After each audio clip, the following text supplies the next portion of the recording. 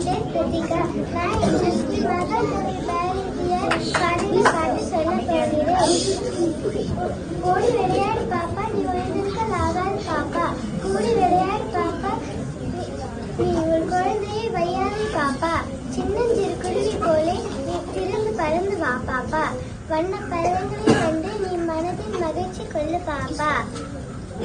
கொத்தி தின்னும் அந்த கோழி அதற்கு இறக்கப்படவே அதை கூட்டி விளையாடு பாப்பா. எட்டு திருடும் அந்த காக்காய் அதற்கு இறக்கப்பட வேணும் பாப்பா. காலையில் எழுந்தோடு படிப்பு, பின்பு கழிவு கொடுக்கும் நல்ல பாட்டு, மாலையில் முழுவதும் விளையாட்டு என வழக்கப்படுத்தி கொள்ளு பாப்பா. சொல்ல போகிறேன். அறம் செய்வது ஆழ்வது சிவம், இயல்வது மனதில், ஈவது விளக்கில், உடையது கைவிடல், உடையது விளம்பல், ஊக்குமது கைவிடல், எல்லத்து இகழில், ஏற்பது இகழ்ச்சி, ஐயம்பிட்டு உன், ஒப்புரவு ஒழுகு, ஓதுவது ஒளியில், அவ்வியம் பேசு. மாம்பழம் பாருங்க, எனக்கும் மாம்பழம் சேர்த்து எத்திக்கொள்ளும் அழகான மாம்பழம்.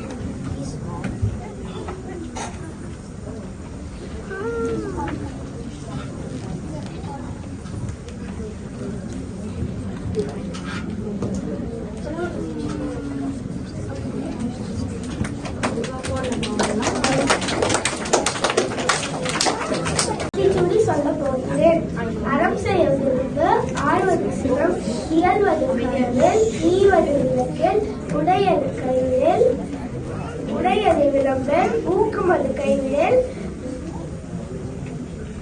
எல்லத்து இகழில், ஏற்பது இகழ்ச்சி, ஐயம்பிட்டு உன், ஒப்புரவு ஒழுகு, ஓதுவது ஒளியில், அவ்வியம் பேசு. அந்த வடை கீழே விழுந்தது. அது ஒன்று நிறைய எடுத்தது, அது சாப்பிட்டு.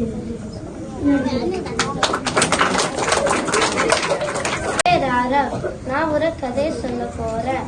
ஒரு ஊர்ல ஒரு கதைக்காரர் இருந்தார்.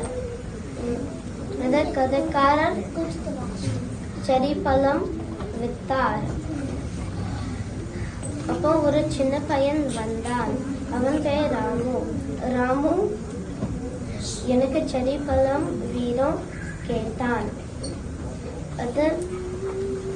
அப்போ அது கதைக்காரர் கொஞ்சமா செடி பழம் குறைத்தார்.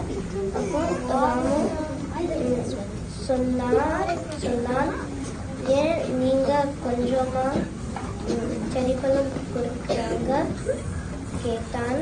அப்போ அது கதைக்காரர், ஏன்னா நீ சின்ன பையன், நீ நிறைய செடி பழம் தூக்கி போய் முடியாது சொன்னார். அப்போ ராமு சரி சொன்னார். அப்போ காசு கொடுத்தான். அப்போ அது கதைக்காரர், ஏன் நீ கொஞ்சமா காசு கேட்டான். அப்போ ராமு, ஏன்னா நீ என்ன பார்க்க முடியாது, அதனால நான் கொஞ்சமா கொடுத்தேன். நீதி வல்லவனுக்கு வல்லவன் இருப்பார். நன்றி, வணக்கம். நான் திருக்குறள் 34 அதிகாரம் அறன்வழி இருத்தல் சொல்ல போகிறேன்.